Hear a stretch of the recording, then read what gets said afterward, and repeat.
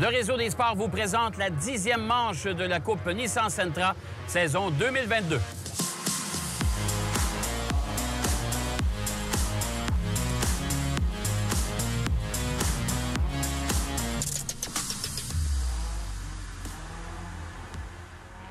Bienvenue tout le monde à cette 10e manche de la Coupe Nissan Sentra. Nous sommes à Mosport. Encore une fois, je suis en compagnie de Philippe Brasseur du magazine Pole Position. Soleil radieux, mais on ne sait pas pour combien de temps. En effet, c'est ce qu'on annonce, un risque de pluie, de nuages, de retour du soleil. Ça va être vraiment des conditions un peu imprévisibles pour l'épreuve. Tout à l'heure, on s'attend à une très belle lutte, il ne faut pas se le cacher. On a vécu la course précédente, un spectacle de tous les instants. Je pense que ça devrait être encore le cas aujourd'hui. Alors évidemment, Philippe, peut-être faire un petit rappel sur les positions au championnat. Oui, absolument, Jacques. On est arrivé à un moment de la saison, on peut dire qu'on parle stratégie, et notamment dans le cas de Valérie Limoges, elle a 27 points d'avance au championnat. Ça veut dire quoi? Ça veut dire qu'elle ne peut pas être assurée du titre à l'issue de la course d'aujourd'hui, mais par contre, elle pourrait se permettre de terminer une position en arrière de Simon Charbonneau lors des 3 dernières courses de la saison, et elle serait déclarée championne 2022 de la Coupe Nissan Sentra. Alors, tu es en train de me dire que ça va encore une fois se décider du côté de la classique d'automne à Mont-Tremblant. Absolument, il faudra attendre probablement même la toute dernière course de la saison au circuit Mont-Tremblant pour couronner le champion. On peut dire que ça va se jouer quand même. Sylvain Ouellet est en 4e position, mais il a beaucoup de retard. Ça sera un petit miracle pour lui qu'il arrive à décrocher le titre. Mais ça va vraiment se jouer entre Valérie Limoges, Simon Charbonneau et Alexandre Fortin. Alexandre Fortin, vainqueur de la course précédente ici même. On peut dire qu'il est le favori encore aujourd'hui. Bon, alors, je pense qu'on aura droit encore une fois à un excellent spectacle aujourd'hui pour cette 10e manche de la saison 2022 en Coupe Nissan Sentra. On regarde ça.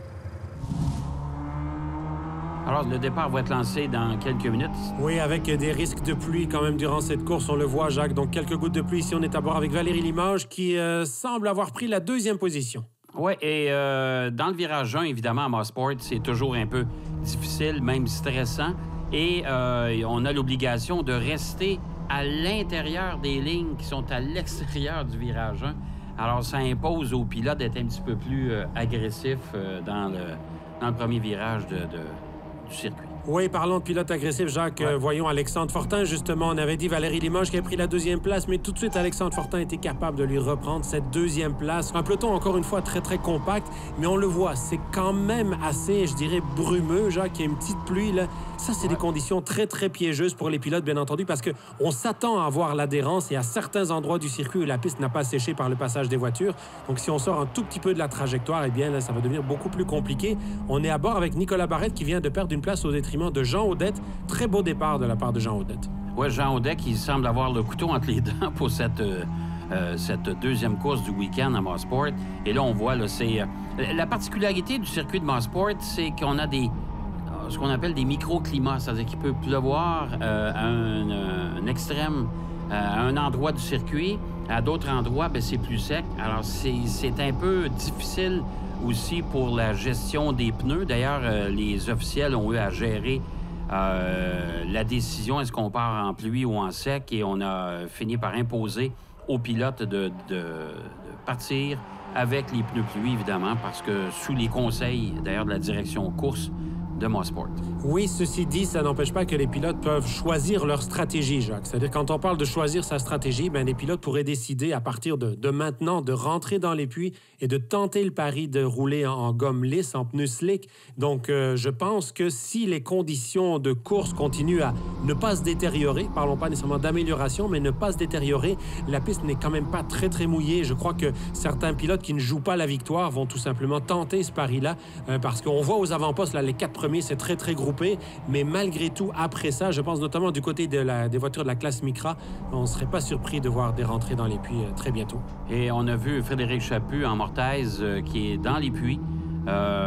Problème de pneumatique. On a vu un de ses mécanos avec une roue se dépêcher pour aller changer un pneu en avant à gauche, je pense. Pendant ce temps-là, ben, Simon Charbonneau est toujours le meneur de l'épreuve, bien sûr. Mais il est suivi de très près par Valérie Limoges. Le championnat commence à être serré pas mal, là. Oui, avec Alexandre Fortin entre les deux, là, donc c'est certain que ces trois pilotes-là, Charbonneau, Fortin, Limoges, évidemment, jouent le titre. Ici, on est à bord avec Normand Boyer, pilote de beaucoup d'expérience. Normand, il les a vus. Et aussi, soulignons aussi Nicolas Hornborstel, Jacques, parce que c'est vrai que c'est un deuxième départ pour lui, le pilote de Toronto. C'est le seul pilote ontarien qui est dans la série aujourd'hui.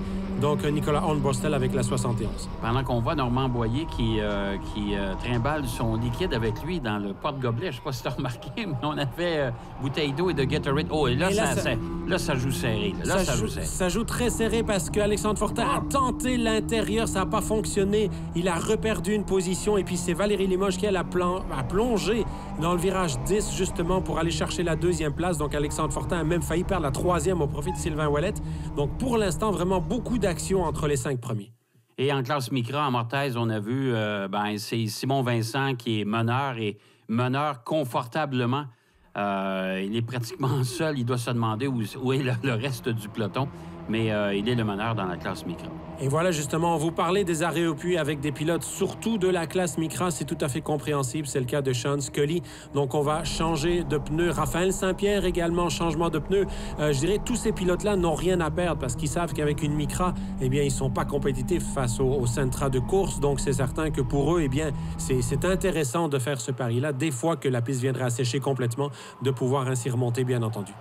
Oui, tout à fait. Alors, pendant qu'on aperçoit, on est à bord de la voiture de Valérie Limoges, on suit toujours Simon Charbonneau. C'est très serré entre les deux. Je pense que Valérie a à gérer, essayer de passer justement Simon Charbonneau, mais elle a toujours Alexandre Fortin tout juste derrière elle. Et ça aussi, ça demande une certaine gestion pour résister à cette pression. Alexandre Fortin, c'est un excellent pilote. Hein? C'est un excellent pilote. Il a connu une saison un petit peu plus difficile que Simon Charbonneau et Valérie Limoges. Moins de régularité, je dirais. Donc, c'est certain que lui, il faut absolument aligner les victoires pour tenter de rester dans la course au championnat. Alors, c'est vrai que pour Alexandre Fortin, pour l'instant, la troisième place, eh bien, c'est très mauvais dans l'optique du titre, je dirais. Et là, on voit justement à bord avec Simon Charbonneau qui vient de perdre 2 places consécutivement. Oui, alors, est-ce qu'on a encore un problème mécanique ou on a tout simplement manqué une sortie de virage? Difficile à savoir, mais là, pour l'instant, Valérie Limoges est meneur. Et je remarque encore une fois, Sylvain Ouellette qui est en 4e place. Lui aussi, ça va bien. Jean Audet aussi, c'est probablement le meilleur résultat à date. Meilleure position à date depuis le début de la saison en Coupe Sentra. Oui, tout à fait. Donc, les meneurs qui vont prendre un tour à Frédéric Chaput qui est rentré dans les puits tout à l'heure. Donc, vous voyez, cette voiture numéro 63 pour l'instant en avant du peloton des meneurs, mais elle va avoir un tour de retard, cette numéro 63. Un tour de retard sur des pilotes comme Sylvain Ouellette ici dans la 99. Donc, Sylvain Ouellette, c'est vrai que pour lui, c'est vraiment un très, très beau parcours parce qu'il est en 4e place et il est encore techniquement l'un des candidats au titre. Je dis techniquement parce qu'il a quand même beaucoup de points de retard, mais s'il arrivait, on va dire, un malheur aux 3 premiers, Sylvain Ouellette peut encore être champion cette année. Bon, alors, c'est toujours une bagarre qui, je soupçonne, comme les années précédentes, on va probablement connaître le champion seulement à la dernière course de la saison. Ça ne me surprendrait pas. Je pense que c'est la constance de la Coupe Nissan Micra à l'époque et de la Sentra, même chose. Oui, une tradition, on peut dire, dans la série, Jacques, effectivement. Et là, on voit donc, pour l'instant, on est toujours à bord avec Simon Charbonneau qui a perdu un petit peu de distance sur les 2 premiers. Les 2 premiers, c'est la bataille pour la première place entre Valérie Limoges et Alexandre Fortin. Alexandre Fortin, juste à la gauche de Valérie Limoges, Alexandre Fortin, par l'extérieur, qui réussit à reprendre la première place. Alors, on le disait tantôt, mon cher Philippe, Alexandre Fortin, c'est un excellent pilote. Il sait attendre, mais il met une pression constante. Il a mis une pression constante sur Valérie. Alors là, c'est au tour de Valérie de mettre de la pression sur Alexandre parce que Valérie, elle est constante, elle aussi, depuis le début de la saison et ça pourrait lui rendre service dans la course au championnat. Oui, la constance qui est pour l'instant, on va dire, la clé du succès dans le cas de Valérie Limoges. Et Jacques, on peut observer le fait qu'il pleut de moins en moins, en tout cas de moins en moins de petites gouttelettes là qu'on voit. Donc, c'est certain que les pneus pluie vont commencer à se détériorer. Ça va être un élément à prendre en compte avant la fin de la course. Alors, on va aller faire une pause, mon cher Philippe, et au retour de la pause, on revient au circuit de Mosport pour cette 2e épreuve de la fin de semaine.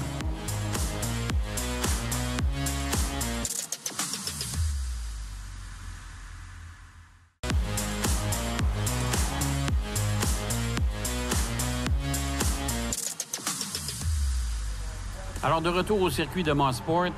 Et je pense que la lutte est toujours aussi féroce à l'avant. Alexandre Fortin est toujours le meneur, suivi de Valérie Limoges. Et Simon Charbonneau semble avoir rattrapé une bonne distance pour se rapprocher du peloton pendant qu'on aperçoit la voiture de Nicolas Barrette qui semble vouloir rentrer dans les puits. On a un problème, je pense, avec la voiture. On va voir ce que ça va donner. Et Frédéric Chaput aussi, bon, un capot ouvert, c'est pas très bon pour la visibilité. Non, effectivement, c'est vraiment une situation qu'on voit parfois en course automobile, malheureusement, suite à un arrêt au puits, ou en tout cas, c'est vrai que dans le cas de Frédéric Chaput, donc c'est la rentrée dans les puits au ralenti. Au moins, il a été capable de voir suffisamment pour se rendre jusque dans les puits. Là, on sait dans l'histoire du sport automobile qu'il y a parfois des pilotes qui ont frappé un obstacle en bord de piste en ne voyant plus très bien. Là, on voit que c'est André Lapointe qui se fait prendre un tour par les meneurs. Pourquoi? Parce qu'André Lapointe est l'un de ceux, justement, qui a fait le pari d'aller chercher dans les puits des pneus lisses en prévision de la fin de course. On voit que de moins en moins, Jacques, il pleut, les pneus pluient, donc se détériorent beaucoup.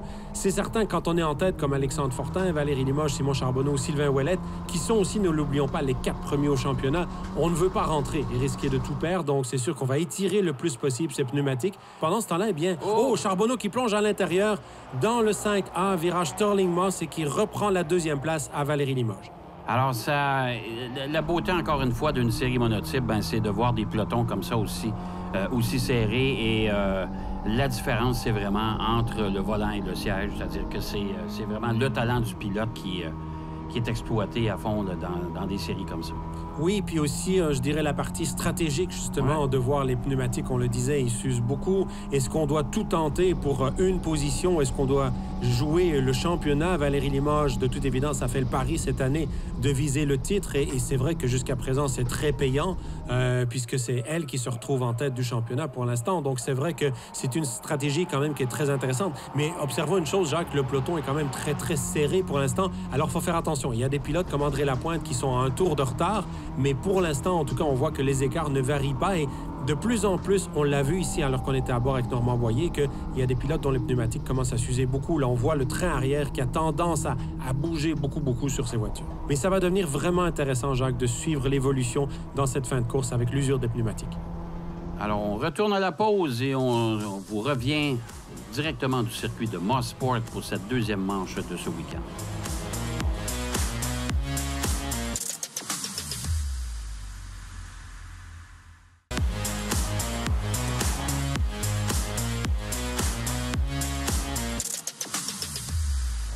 Une épreuve de 40 minutes, c'est toujours très long pendant qu'on aperçoit Simon Charbonneau, mais André Lapointe a déjà un tour de retard sur tout le monde. Alors, il se retrouve dans le milieu du peloton des meneurs.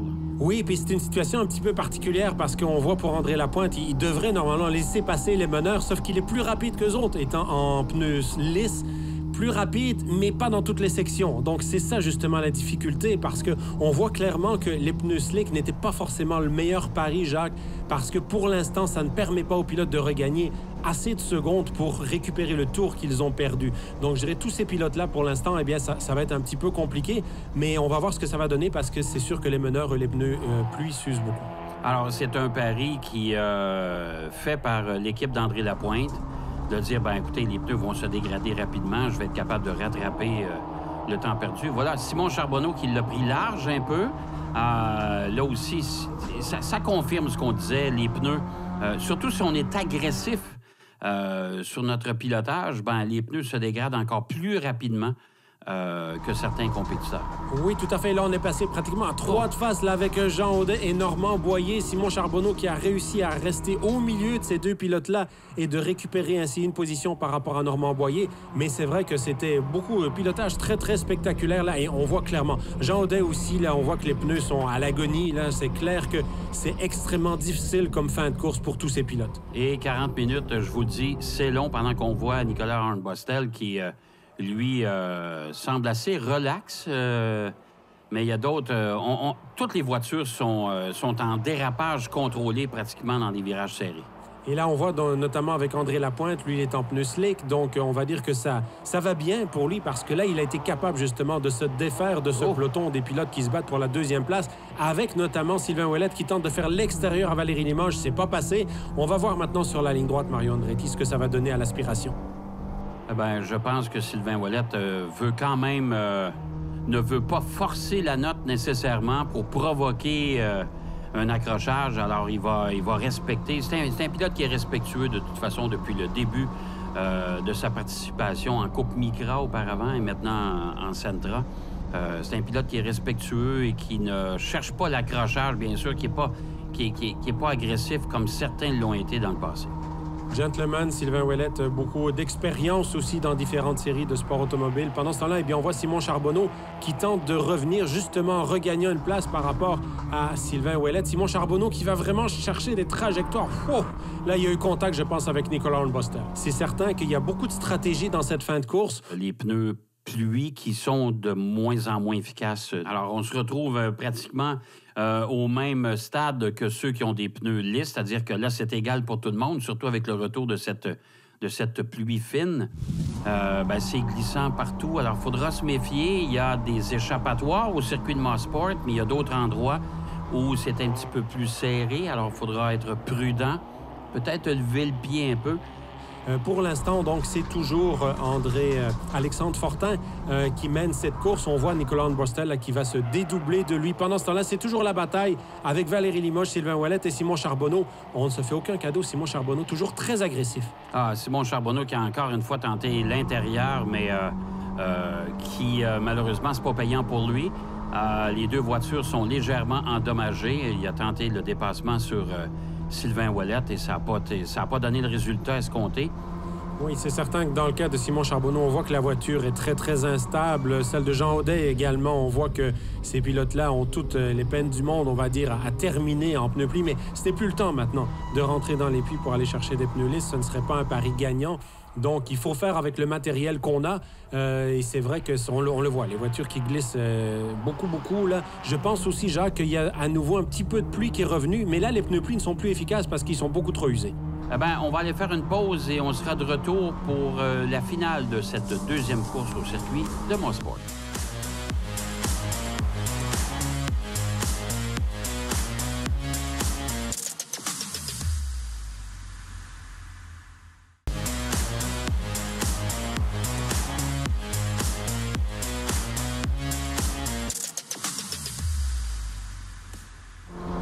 Alors, il ne reste que quelques tours à cette épreuve pendant qu'on a aperçu Simon Charbonneau qui semble avoir fait la position sur Valérie Limoges.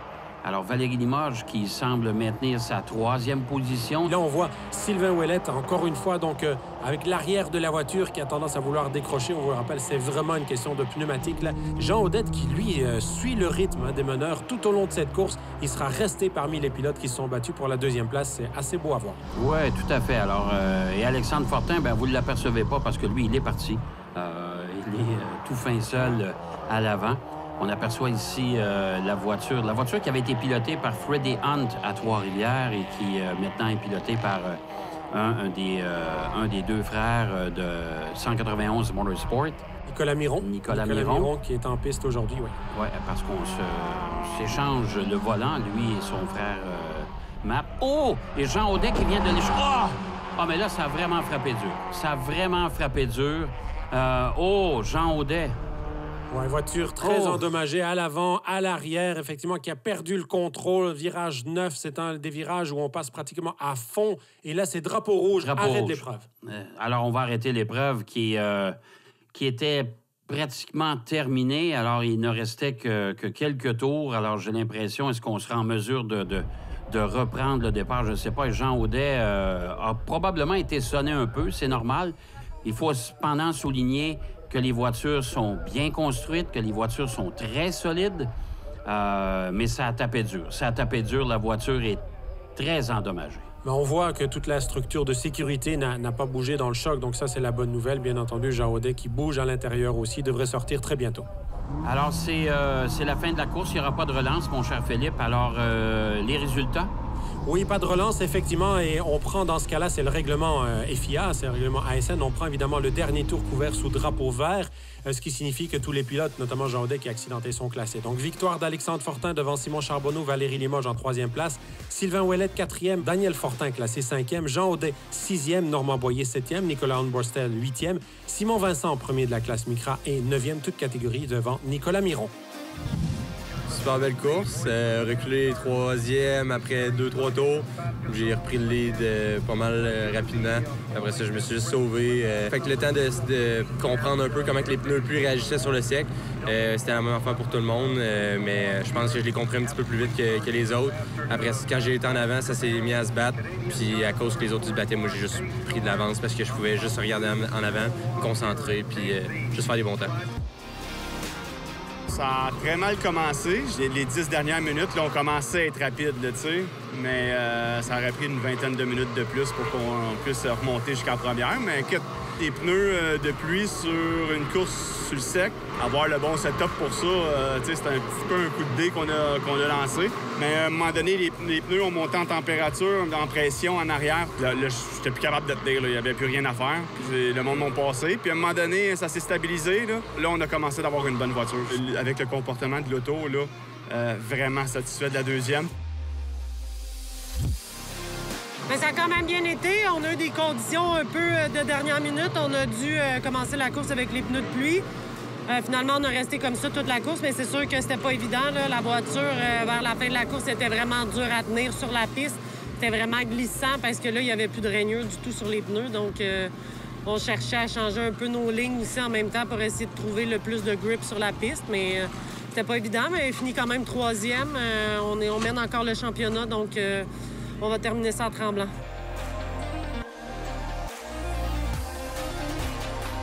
La course a super bien été pour ma part. En fait, moi, j'ai pas succombé à la tentation d'aller vers les pneus de sec.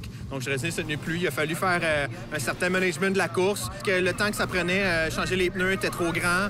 J'ai fait un calcul rapide. Puis après le premier tour, j'ai vu que je perdais environ 4 secondes au tour versus mon temps sur les slicks. Donc, je me suis dit qu'avec le temps que j'aurais perdu au puits, ça valait pas la peine. En fin de semaine, super. Écoute, une pole position pour les 2 courses, puis en plus 2 victoires. Je suis vraiment content. C'est mon premier événement à Mosport. Fait que pour moi, c'est mission accomplie. Je peux pas demander mieux.